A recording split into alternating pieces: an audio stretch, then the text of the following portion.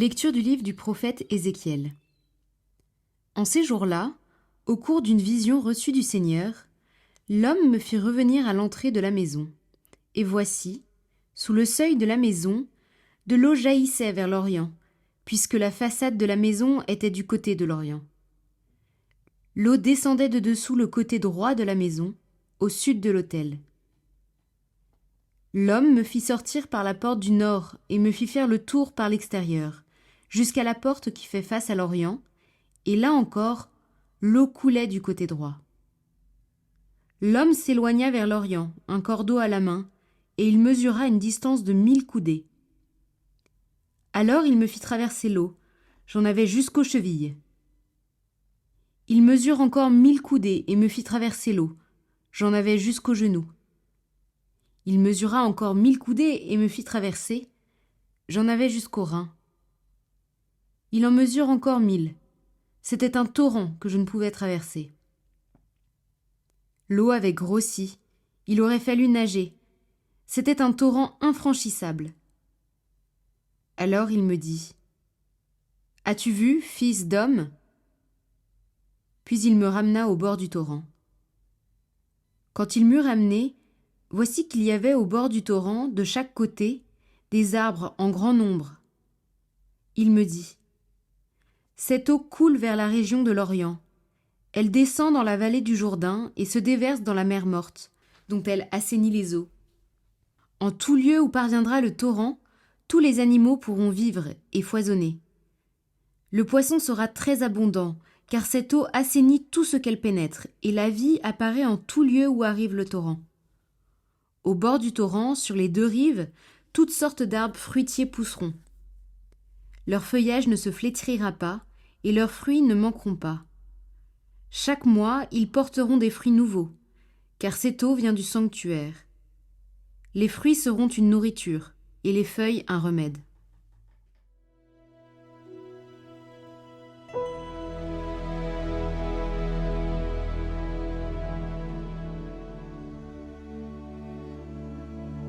Il est avec nous, le Dieu de l'univers, citadelle pour nous, le Dieu de Jacob. Dieu est pour nous refuge et force, secours dans la détresse, toujours offert. Nous serons sans crainte si la terre est secouée, si les montagnes s'effondrent au creux de la mer. Le fleuve, ses bras réjouissent la ville de Dieu, la plus sainte des demeures du Très-Haut. Dieu s'y tient, elle est inébranlable. Quand renaît le matin, Dieu la secourt. Il est avec nous, le Seigneur de l'univers, citadelle pour nous, le Dieu de Jacob. Venez et voyez les actes du Seigneur. Il détruit la guerre jusqu'au bout du monde. Il est avec nous, le Dieu de l'univers, citadelle pour nous, le Dieu de Jacob.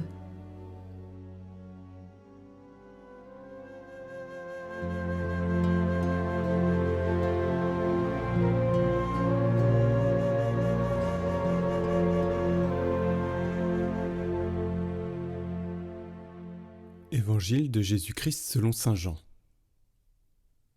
À l'occasion d'une fête juive, Jésus monta à Jérusalem.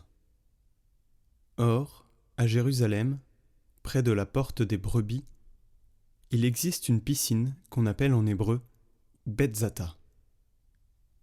Elle a 5 colonnades, sous lesquelles était couchée une foule de malades, aveugles, boiteux et impotents.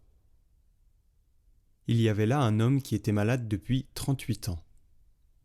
Jésus, le voyant couché là, et apprenant qu'il était dans cet état depuis longtemps, lui dit : « Veux-tu être guéri ? » Le malade lui répondit : « Seigneur, je n'ai personne pour me plonger dans la piscine au moment où l'eau bouillonne.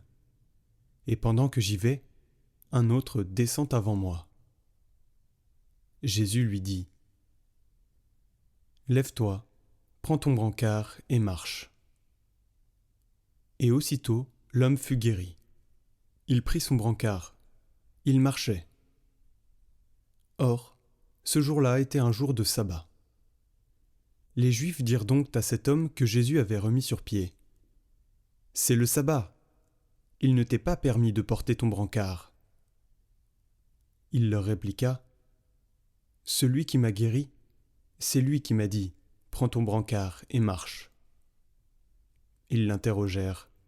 « Quel est l'homme qui t'a dit « Prends ton brancard et marche » ?» Mais celui qui avait été rétabli ne savait pas qui c'était. En effet, Jésus s'était éloigné, car il y avait une foule à cet endroit. Plus tard, Jésus le retrouve dans le temple et lui dit « Te voilà guéri, ne pêche plus. Il pourrait t'arriver quelque chose de pire. » L'homme partit annoncer aux Juifs que c'était Jésus qui l'avait guéri. Et ceux-ci persécutaient Jésus, parce qu'il avait fait cela le jour du sabbat.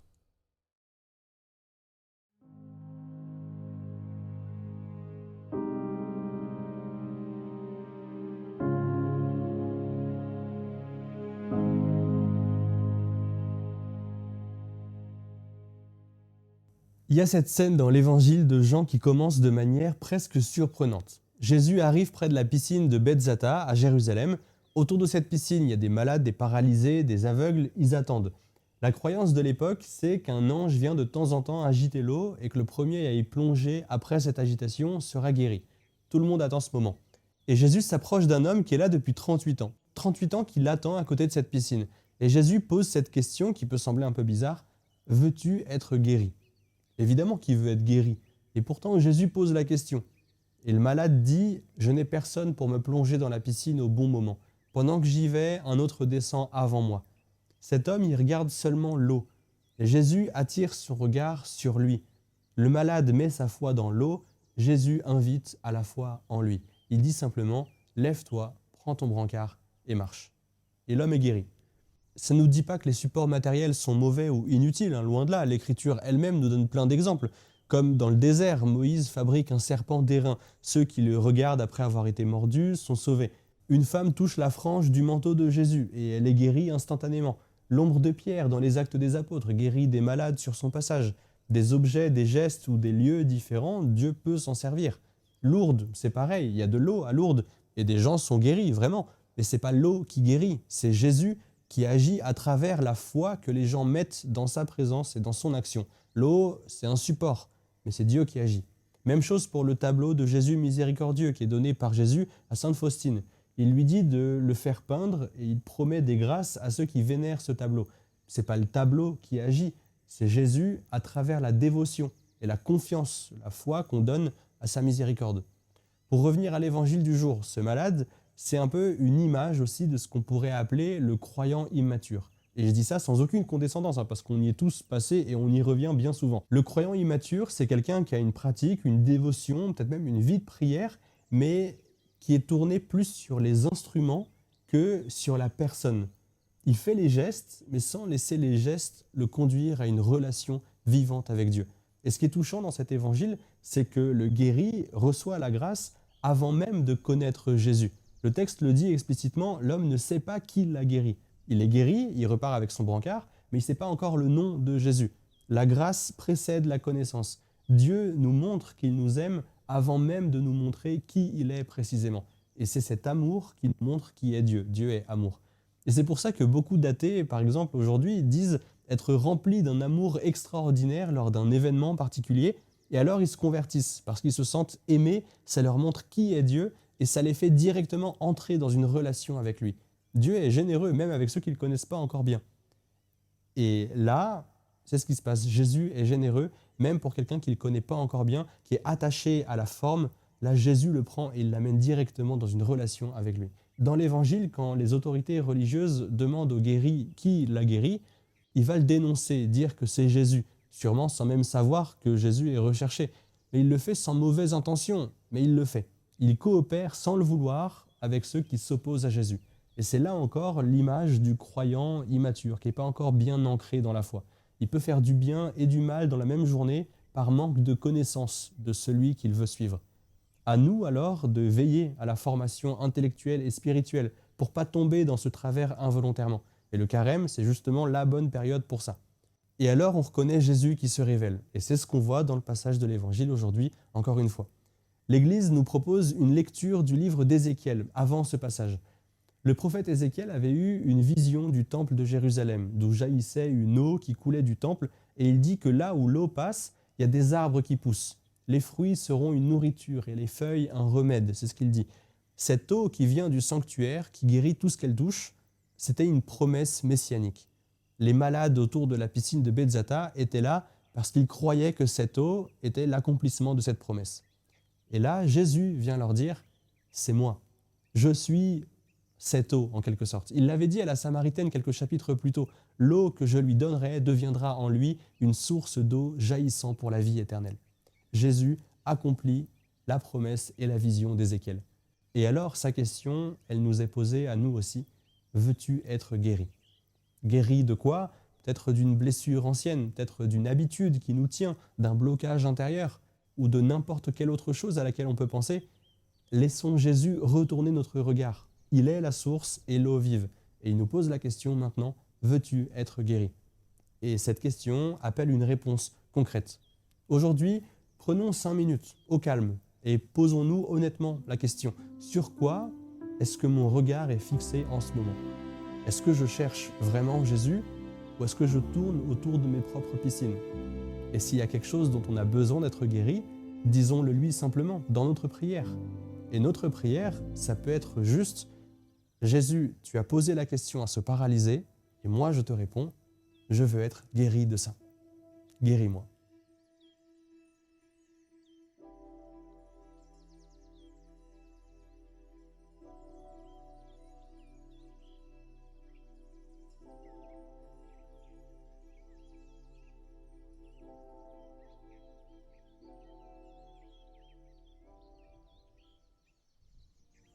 Jésus s'est déjà levé pour venir jusqu'à nous. Il attend juste qu'on se lève, nous aussi. Juste pour vivre avec lui, en fait, et être saint. S'il y a encore des petits blocages sur la prière, les sacrements, ce qu'ils veulent dire, et si tout ça, la question de la sainteté, ça paraît trop gros, infaisable, ou que vous avez juste envie d'être réchauffé dans la foi et reboosté, je vous propose mon livre « Soyons saints, méthode pour ne pas gâcher sa vie ». C'était l'instant promo, mais je suis sûr qu'il vous sera utile, comme il m'a été utile à moi, c'est pour ça que j'ai écrit ce livre. Bref, lisez-le, donnez-moi des nouvelles de tout ça. À bientôt.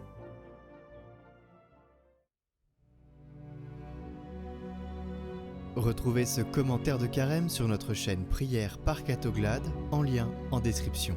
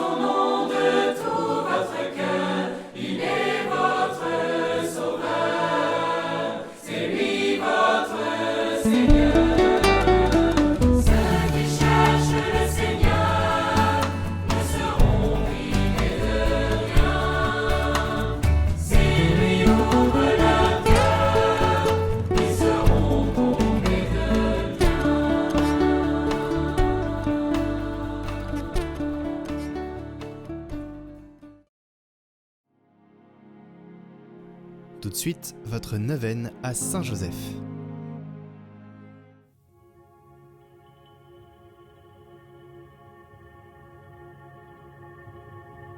Au nom du Père et du Fils et du Saint-Esprit, Amen. 7e jour de notre neuvaine à Saint Joseph.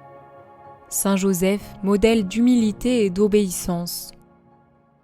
Humilité et obéissance sont deux vertus intimement liées en Jésus-Christ. Comme le dit saint Paul dans sa lettre aux Philippiens au chapitre 2, versets 7 et 8, « Il s'est anéanti, prenant la condition de serviteur, devenant semblable aux hommes.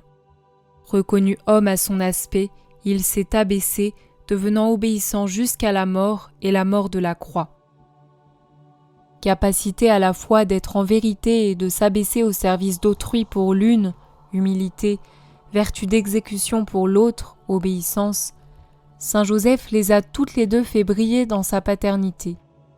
Ceci est particulièrement net quand il découvre son épouse enceinte. Il s'efface alors devant le mystère de Marie, décidant de s'en séparer en secret, et lorsque l'ange le visite en songe, il obéit immédiatement, la prenant chez lui. Par la suite, quand les temps furent venus de mettre au monde le Christ, dans la confiance, il accepte que les portes des hôtelleries soient fermées, se laissant guider par les événements, alors qu'il cherchait le meilleur à ses yeux pour Marie et l'enfant Jésus. Or, le meilleur selon Dieu était l'étable, préservant le don de Jésus à Joseph et Marie dans une intimité qui leur était réservée. Puis il obéit avec la même promptitude au commandement de l'ange pour fuir en Égypte et en revenir au temps décidé par Dieu. Enfin, quand ils perdent de vue le Christ dans la caravane, il saura laisser Marie passer devant pour qu'elle exprime l'état émotionnel d'angoisse qu'ils ont tous deux connu dans cette épreuve. À l'exemple de Saint Joseph qui a su écouter sa conscience habitée par le Saint-Esprit, obtenez-nous, Seigneur, la grâce de l'humilité pour vous obéir promptement et nous réjouir ainsi des merveilles que vous opérez avec nous et pour nous, afin que le salut soit donné et accueilli par tous. Amen. Glorieux Saint Joseph, époux de Marie, accordez-nous votre protection paternelle, nous vous en supplions par le cœur de Jésus-Christ. Ô vous dont la puissance infinie s'étend à toutes nos nécessités et sait nous rendre possibles les choses les plus impossibles, ouvrez vos yeux de Père sur les intérêts de vos enfants. Dans l'embarras et la peine qui nous pressent, nous recourons à vous avec confiance. Daignez nous prendre sous votre charitable conduite et réglez pour nous cette affaire si importante et si difficile. Vous pouvez exprimer votre intention.